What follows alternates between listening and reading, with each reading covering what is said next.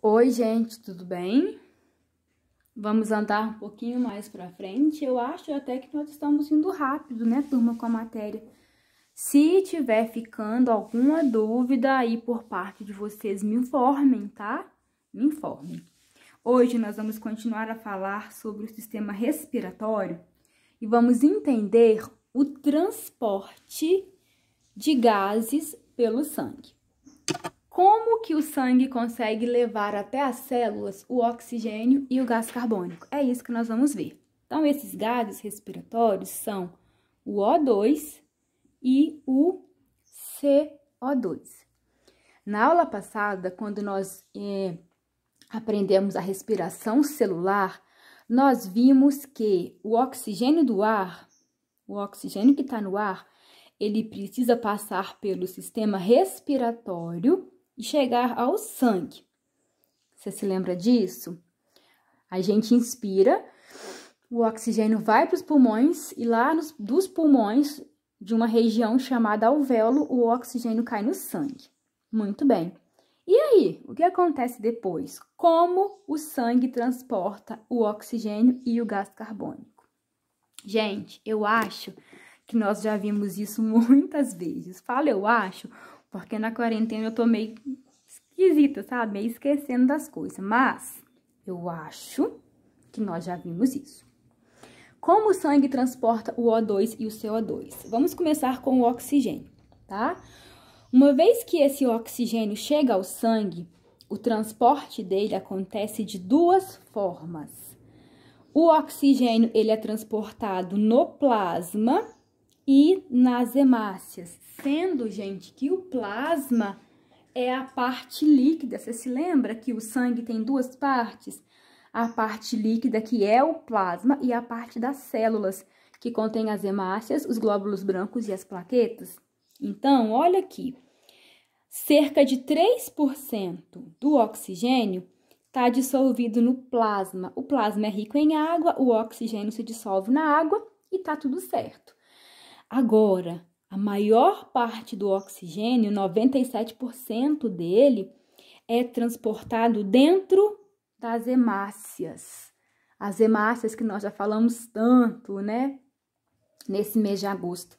As hemácias, turma, elas são células, então, ó, redondas, vistas de frente. Elas não têm núcleo quando são adultas. E nós vimos que dentro das hemácias existe uma proteína chamada hemoglobina, que eu representei por asteriscos pretos, ó. Então, esses asteriscos pretos representam as moléculas de hemoglobina. Ela é um pigmento vermelho que dá cor vermelha ao sangue. E nós vimos lá, quando nós estudávamos as células do sangue, que a hemoglobina, ela tem afinidade, ela se liga ao oxigênio, também se liga ao gás carbônico. Então, observe aqui, tem uma hemácia, deixa eu colocar o nome dela aqui, tenho uma hemácia, dentro da hemácia eu tenho várias moléculas de hemoglobina, e o que essa hemoglobina fez? Quando o oxigênio do pulmão caiu no sangue, a hemoglobina fez uma ligação química com o oxigênio. Fez uma ligação química com o oxigênio. A hemoglobina faz ligação química com o oxigênio, faz ligação química com o oxigênio. E aí, esse oxigênio, dentro da hemácia, que está ligado na hemoglobina, ele vai ser levado para todas as células. E por que que ele tem que chegar nas células? A aula anterior, porque lá o oxigênio vai se juntar com a glicose dentro da mitocôndria e vai produzir energia. Então, gente, resumindo, o oxigênio, ele é transportado dentro da hemácia e uma parte pequena no plasma, dissolvido no plasma. Por que dissolvido no plasma, Cris? Porque a maior parte do plasma é água e o oxigênio se dissolve na água do plasma, certo? E o gás carbônico? Bom, o gás carbônico, gente, também se dissolve no plasma, tá? Porque a água consegue dissolver gás carbônico. Ele também pode ser transportado nas hemácias. Observe que é da mesma forma que o oxigênio.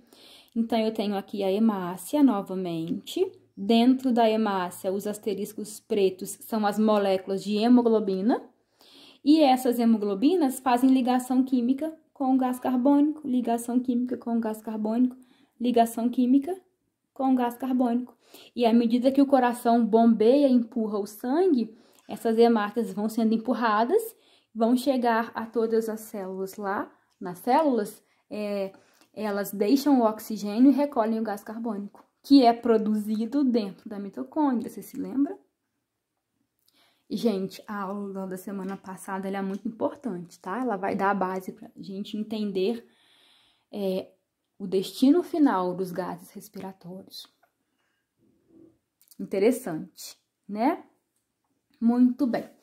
Eu tenho que falar com vocês também, turma, sobre a relação que existe entre as hemácias e a quantidade de oxigênio.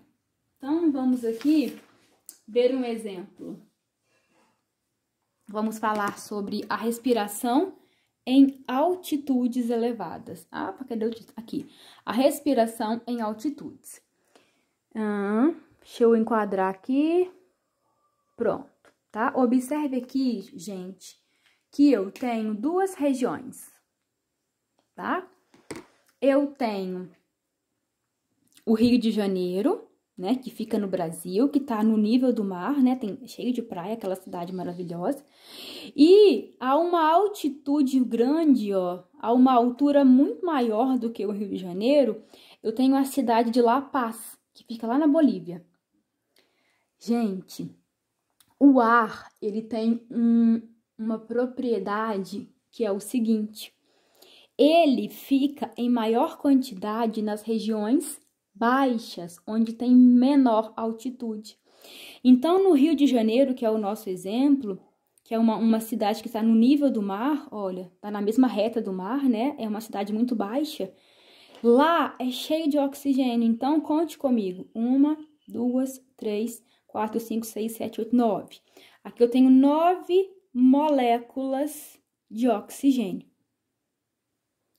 Diferentemente, lá na Bolívia, em La Paz, como a altitude é muito grande, então, olha, daqui para cá, a altura mudou. Então, eu aumentei a altitude. Lá é muito alto, lá é em cima de montanha, né? Lá em La Paz, tem menor quantidade de oxigênio. Eu representei aqui como 3 moléculas. Nossa, gente, o sol tá oscilando, peraí. Isso. Lá em La Paz, na Bolívia, tem menor quantidade de ar. Isso é uma característica, tá? Do ar. Quanto maior a altitude, menor é a quantidade de oxigênio de ar. Então, lá tem pouco oxigênio. Eu coloquei para exemplificar 3 moléculas de oxigênio. Tem pouco oxigênio. Então, eu digo que lá em La Paz, o ar, ele é rarefeito, ele é raro. Tem pouco dele, certo? Mas o pessoal que mora lá já se adaptou, tá? E o que acontece, turma? Quando alguém do Brasil, pegar aqui uma canetinha roxa, quando alguém sai do Brasil e viaja lá para Bolívia, para La Paz, o brasileiro, quando chega lá em La Paz, ele começa a sentir falta de ar. Ele começa a ter tontura, náusea, tudo devido à falta de ar. Por quê? Porque aqui no Brasil, tem muito oxigênio, porque o Brasil está no nível do mar, principalmente o Rio de Janeiro, né? Quando eu vou lá para Bolívia, onde a altitude é muito maior, lá é muito mais alto, lá tem pouco ar, o ar é rarefeito, aí a pessoa começa a sentir falta de ar. Só que o nosso corpo, ele é incrível. O nosso corpo, gente, sentindo a falta de ar, ele aciona um hormônio que nós produzimos, chamado EPO, cujo nome é eritropoetina. Esse hormônio, eritropoetina, o EPO, ele aumenta o número das hemácias. Por quê, gente? Porque nós sabemos que são as hemácias que carregam oxigênio. Então, olha a historinha.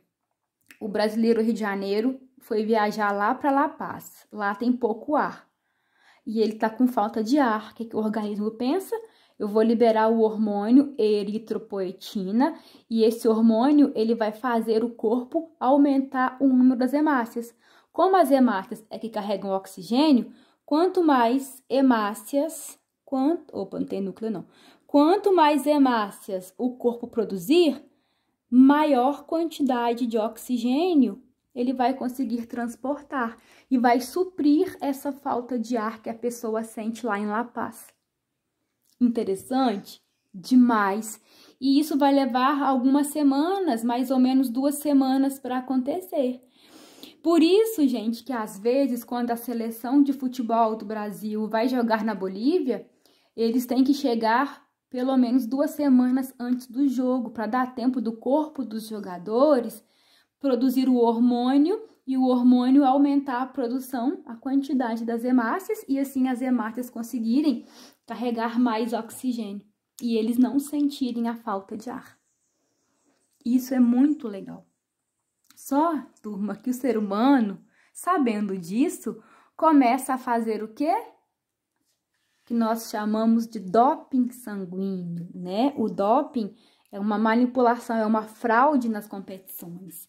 Então, os atletas, eles sabem que se eles injetam esse hormônio, que é a eritropoetina, nas competições, o hormônio, ele vai fazer o número de hemácias aumentar.